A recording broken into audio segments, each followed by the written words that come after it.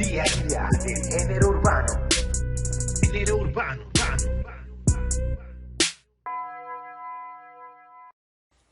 Get all set up.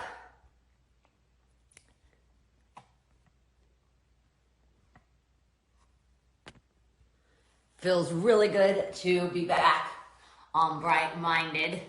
I'm gonna let everyone join. Awesome.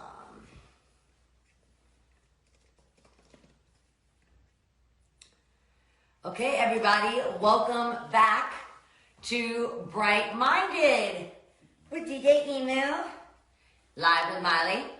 I spent the last week applying some of the advice and the pointers that I got from the past guests, like Chef Max's methods, how to waste less in the kitchen, thinking about Zion and his motto, no excuses, on days that I wanted to bail on my planks and push-ups and crunches. I thought about Alicia Keys and Lily Reinhardt and how they've been getting creative at this time. So I got out my journal and started writing, which felt really, really good. I attempted Jeremy Scott's Repurpose Fashion project, which turns out is a great way to make DIY face masks. That's super important for keeping us all safe and healthy and protected. Keeping ourselves safe, keeping others safe. So it was really cool to actually be able to take his idea and kind of reinvent it for the current times that we're in. So I made some DIY face masks. It's really, really important. So you know that I like to start the show with some good news.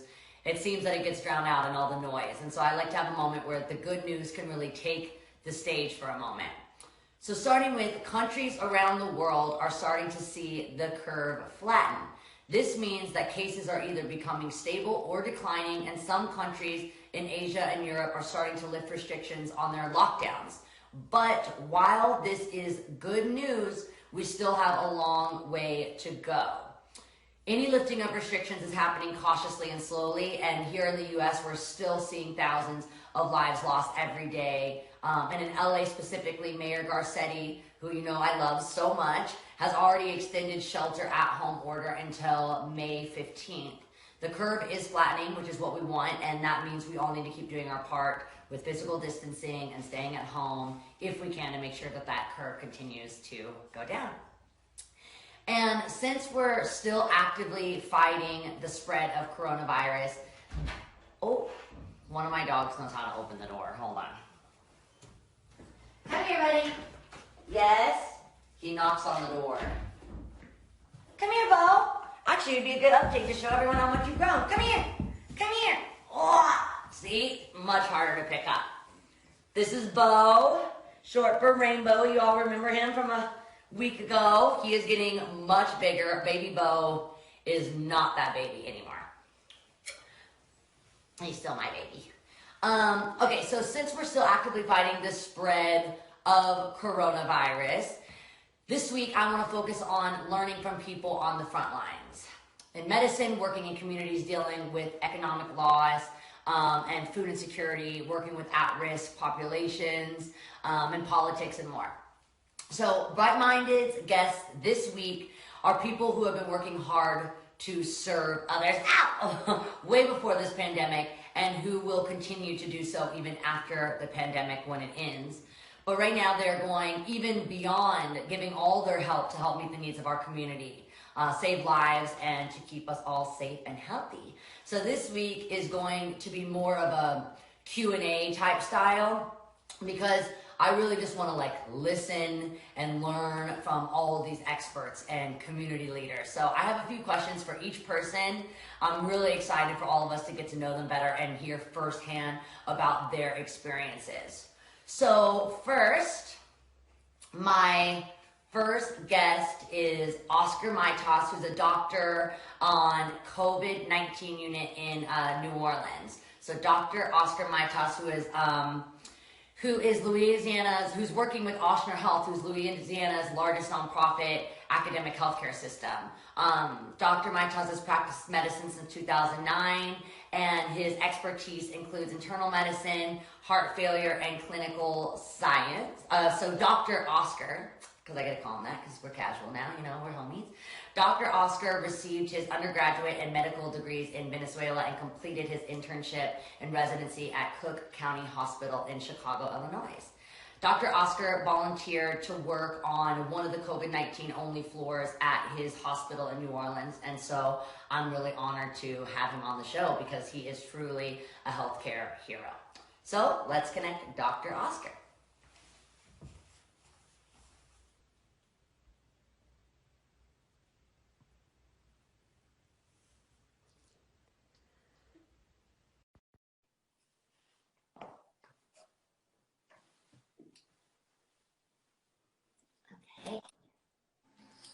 Hi, Miley. Hi, it says waiting for connection. I'll wait till I can see you. All right, alrighty. It's not my show without a few technical difficulties. Hold on one second. I'm going to call you right back.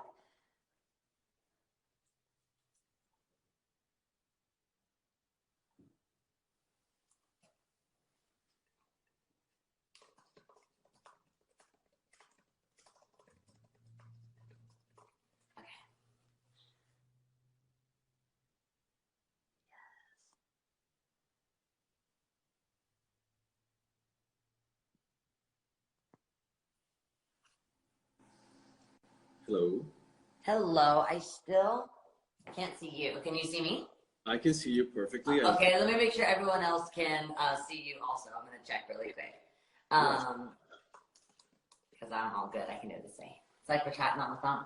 But I'm happy you can see. I was just showing my puppy. This is Bo, who I adopted. I rescued him last week on the show, and he has grown so much in a week. It's crazy because doing the show over the last few weeks, I've really been able to kind of like document him, and he's just getting into his terrible twos right now. So you may see him chewing on my hand and my clothes, and you know, as you would on a talk show with the host, being used as a chew toy by her puppy. Hi, people. I think your audience is able to see me. They're texting there actively that they can see me. Perfect. That's great. Okay, so I wanted. Can you hear me now? Damn. Okay, I'm gonna end and start over.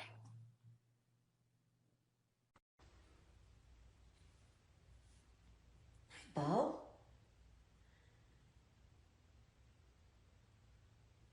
Hi, buddy. Hi, Bo. Hi, Bo.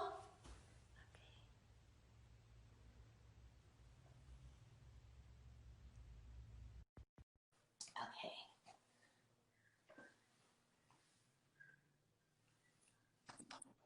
Now I can see you. Yes. Yes, I want to thank you so much for being on Right Minded. You're my first guest for the Hero Week, and it's just so fitting. I just want to thank you so much for all of your hard work, and thank you for taking the time to be here. Well, you're very welcome. Thank you for your introduction, and thanks for having me in your show. I think you're doing an amazing effort here and trying to help the community and seed some awareness to everybody. I think, like you've mentioned, it's a group effort. Yeah, absolutely. And, you know, it's really, you work just so hard, you know, oh, you hear my puppy. You work so hard all the time, not just in this pandemic, but just year round, and dedicating yourself to saving lives is just incredible. And if I could use this platform to kind of highlight, oh, my dog is huge. Highlight, you know, people doing this incredible work. You know, I actually spent a lot of time in New Orleans because I filmed a movie, So Undercover, there for a couple of months, and I just made so many amazing memories. I ate so much food, so much good food. Every time I went anywhere, someone would offer me like a home cooked meal. So people were bringing like amazing food to set. I met so many local artists and musicians. I really dove into that music scene because it's just so inspiring. I'm from Nashville, so, you know, music is like the heart of New Orleans and of Nashville. There's just a lot of vibrance, so it's really devastating to see that New Orleans has been particularly hit really hard. It just breaks my heart because got such a personal connection with Nola. Yes, and Miley, that's the culture of NOLA. People here are very warm, and they invite you to their homes really quickly, and they greet you with food and with their with the warmth of their home. And it is a vibrant city with a lot of music, and this has been affecting the whole population. I mean, this is a city that strives on the service industry, on the nightlife, on the music industry, on street vendors, on people that are just out there serving the tourists. And all of a sudden we have this shocking situation, and it seems to have paralyzed a little bit of that beautiful culture. But you see in the people, you can still see the energy in them trying to overcome this and just trying to get things better. When I told them that you were hosting this interview, they were extremely excited. I think the people of NOLA love you very much, and right back. I love them very much. I've had a lot of times, a lot of karaoke nights. I believe there are some photos that I wish didn't exist of me walking up and down, in and out of some of the karaoke places. It's never really fair doing karaoke with me because I just hog the mic the whole time, and I turn it from like karaoke night to Miley concert night. But I have some great t-shirts, and I went to, got a lot of handmade and art that I love, that I still cherish. What does your kind of unit look like right now? What are you mostly seeing in your unit? First, I have to tell you that the whole hospital has transformed into a COVID unit, basically. We have strictly been managing the sickest of the COVID patients. So in that, having said that, the hospital kind of changed the appearance, and it's adapted to treat these critical care patients that need ventilation. So in an attempt of doing that and provide the best care for patients and minimize cross contamination, minimize exposure to us, the providers, we have to kind of transform the appearance of the inside as well. Not only mechanically and logistically with hardware and devices, but also, we walk through the hallways, and this is actually a pretty refreshing time because we're using masks 12 hours a day. Just starting off there, we're using gowns and gloves to walk from one unit to the other. And when you're walking in the units, you're seeing every single patient. Majority of these COVID patients are intubated. We've developed criteria that if you need to be in the hospital, it's because you're very sick, right? Otherwise, we send you home, and we want you to stay home and quarantine yourself. So we want people to avoid getting to this point of needing to be hospitalized, because once you're here, you're not seeing any more family visitors anymore. We've restricted that. So patients are alone in their room, and all they have is us. And all we it was pretty worrisome 2 weeks ago when this started in the front end, when all we were getting was the patient load that were getting admitted to these, and not knowing how long they were going to need support.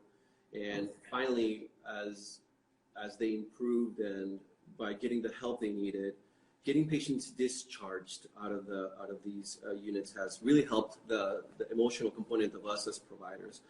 So basically what I'm trying to describe is, initially there was a lot of uncertainty, a lot of tension and stress. So the hospital also created spaces for decompression.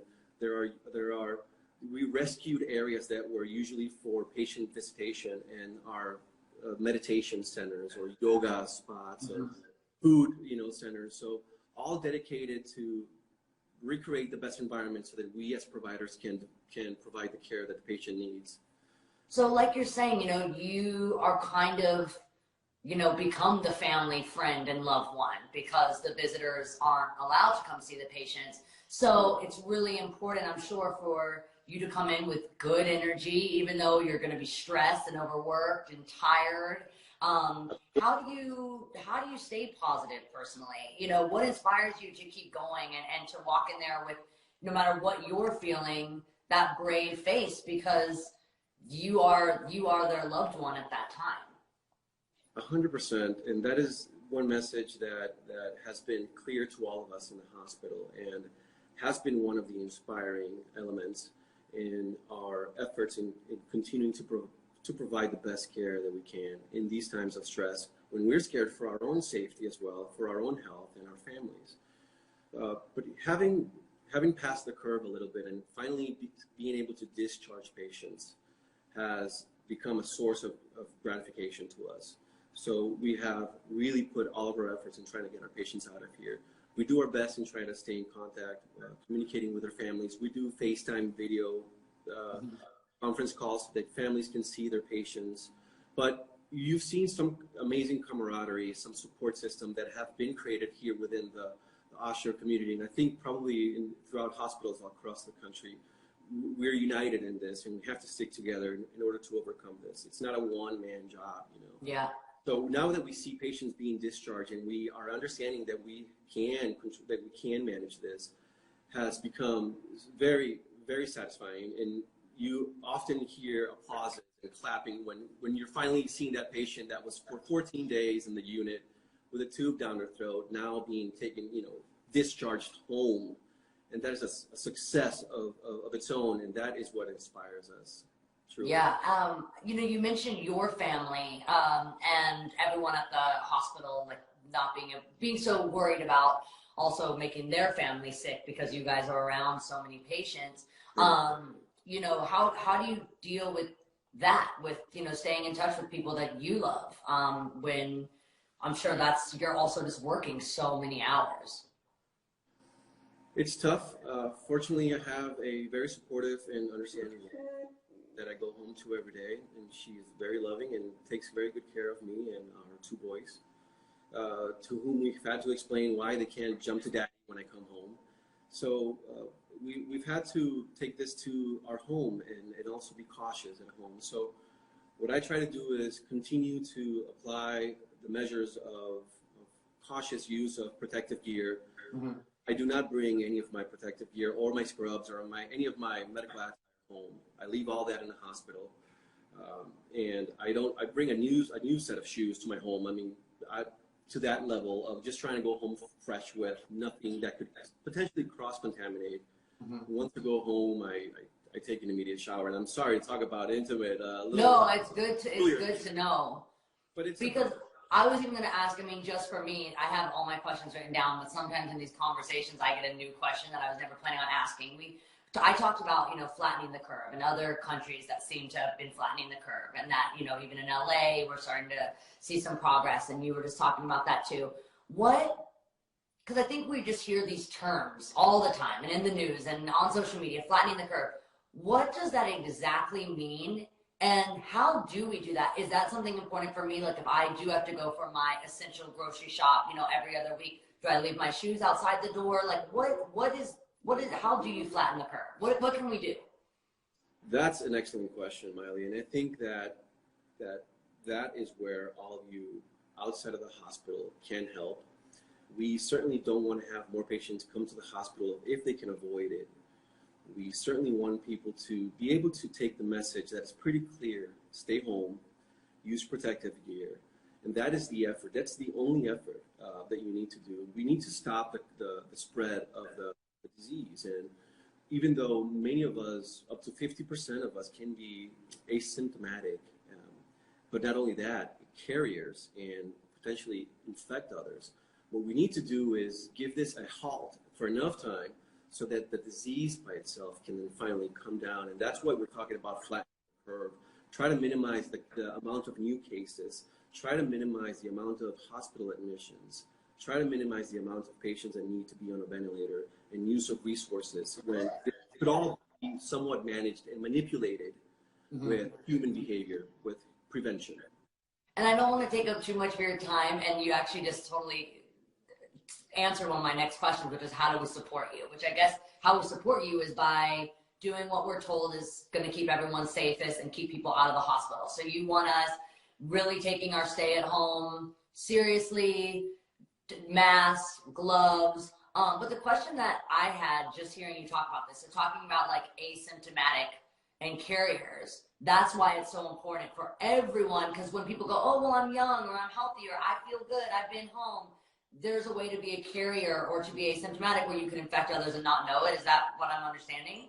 100%. And unfortunately, what happens is that then we distribute, or we basically infect the patients that are vulnerable, the patients that have cardiac risk factors. And in this, I mean high blood pressure, high cholesterol, they have coronary disease, they have heart failure, they have diabetes.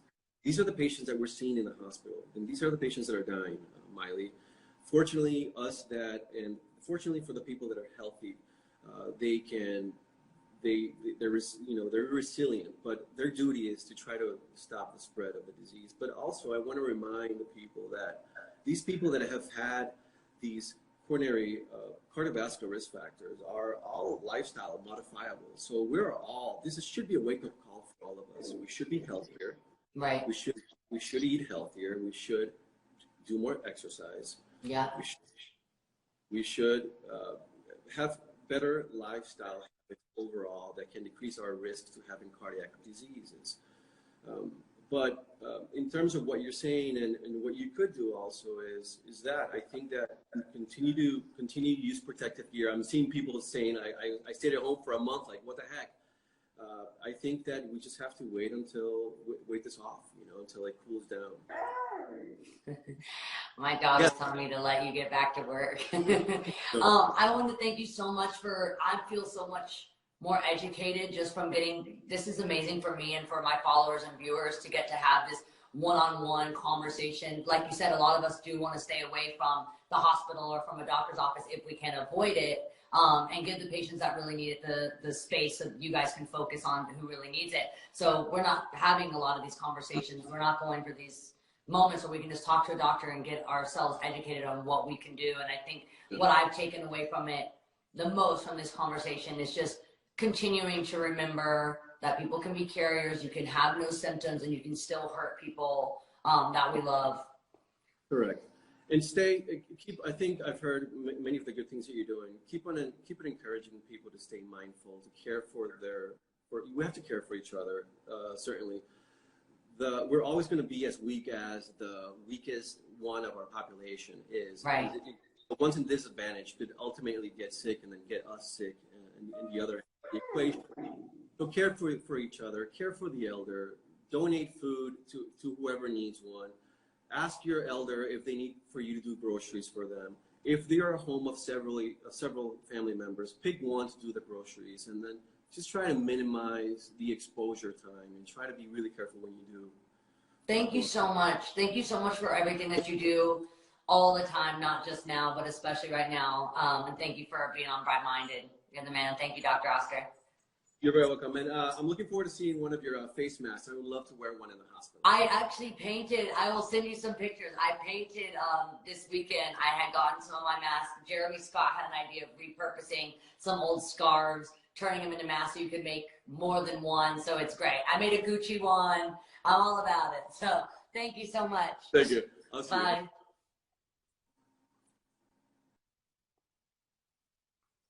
That was amazing. The entire time I kept feeling like my eyes just started to water because you can just tell that these doctors and these healthcare workers are just like totally exhausting themselves and working so hard to keep us all safe and healthy. So just super, super inspiring. To talk to another amazing doctor, we're going to talk to Syra Madad. That's our next guest, Dr. Syra Madad, who is a nationally recognized leader in public health and special pathogen preparedness and response. She is the Senior Director for New York City Health and Hospitals Special Pathogens Program, and you may also recognize her from the 2020 Netflix docuseries Pandemic: How to Prevent an Outbreak. So in addition to being a badass public health leader, she's also a mom of 3 kids. She's been helping lead NYC's response to the pandemic, coordinating the efforts to expand capacity for COVID-19 patients, like working with local hotels to convert them for patients, for example. So this is an honor to connect to this next hero. So let's do it.